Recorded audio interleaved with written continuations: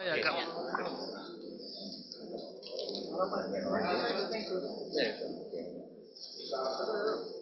Thank you.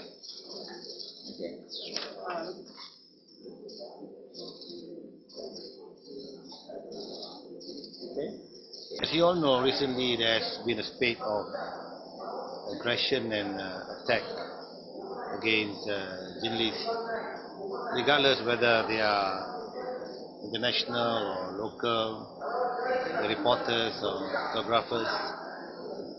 We are very concerned for two reasons.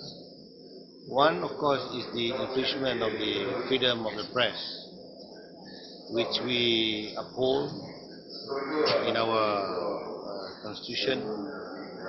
And number two, of course, we are all Malaysians, known for our hospitality, and this is something which should not happen.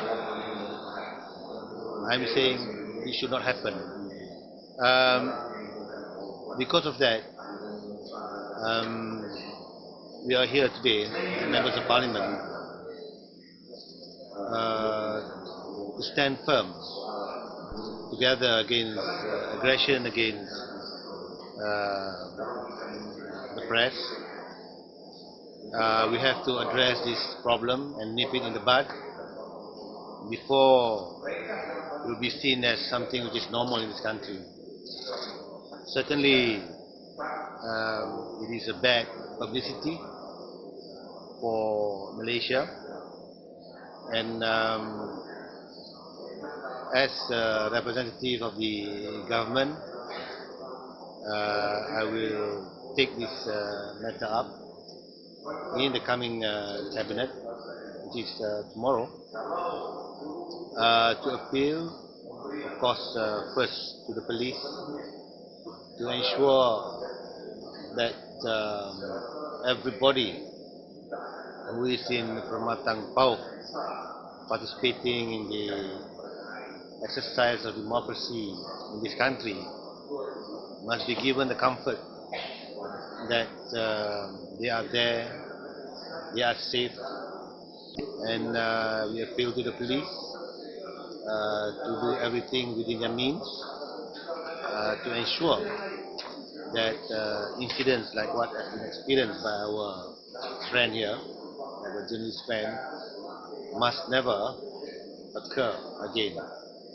And action should be taken against the person or persons responsible, and we hope that swift action will be taken to ensure that the confidence of the journalists in this country will be restored. I feel that more can be done, and as I've said, I assure you, the journalists, that this matter will be taken up and discussed in the cabinet tomorrow. I just want to say that the DAP condemns any form of attack against journalists and photographers carrying out their duties, and we hope that that action can be taken against those responsible. And I believe that all political parties will not condone such actions, and DAP takes a very strong, believes strongly that journalists and press photographers should be allowed to carry out their works, carry out their duties without any fear or intimidation. They should be able to carry out their duties freely. And we, of course, uphold freedom of the press. We not only condemn any action of violence against photographers and journalists, but also oppose any laws that restricts freedom of the press. And we want to give our solidarity and support to Halim Berbar and those who attacked, and I'm sure that he knows, and he has actually expressed to me that he doesn't blame any party, because this is a stand of all parties. We condemn violence. He doesn't blame any party, but I just want to make the point that the society should respect the important work done by journalists and photographers in ensuring freedom of the press, freedom of information, and most importantly, that is essential for a functioning democracy. Okay, Halim. Thank you. I'll see you in Permatang Pauh. Okay, thanks.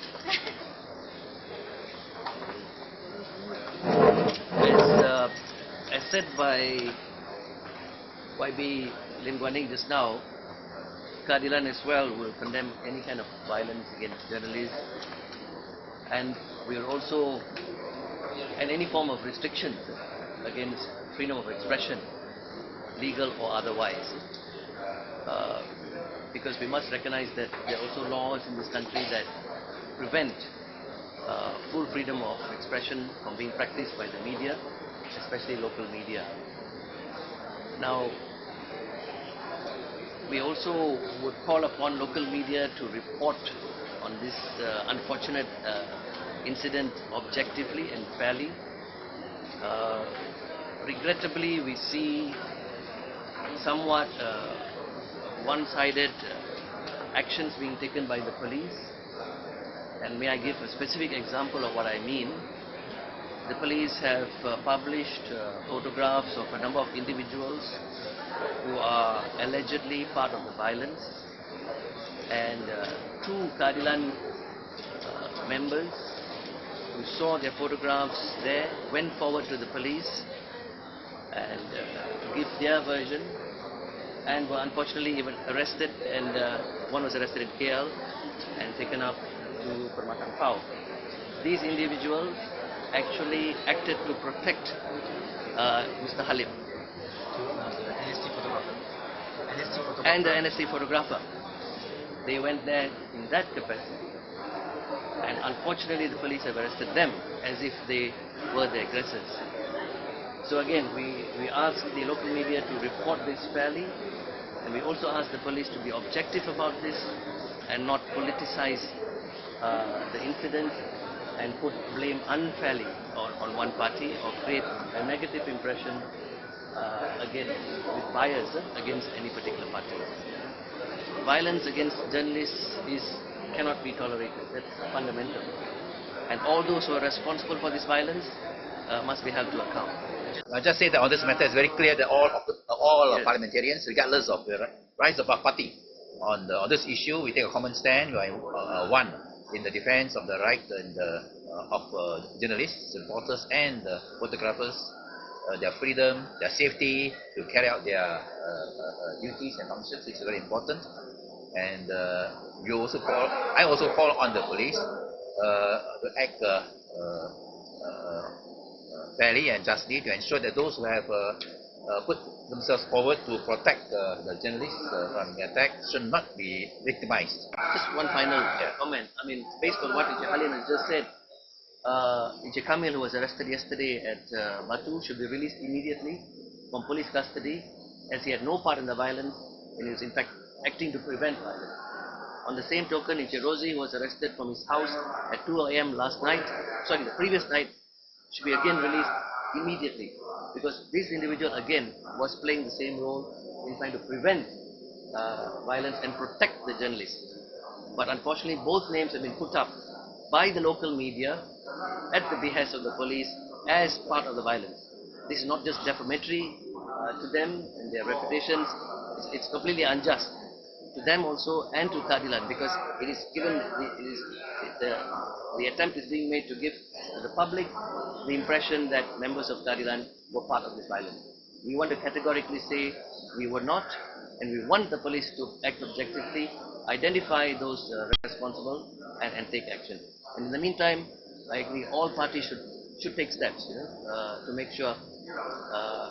And I think here the EC and the police in Permatang Pauh have an important role to play, but must be seen to play this role objectively and independently. If they don't do that, then they're going to be part of the problem, and they're not going to solve this problem.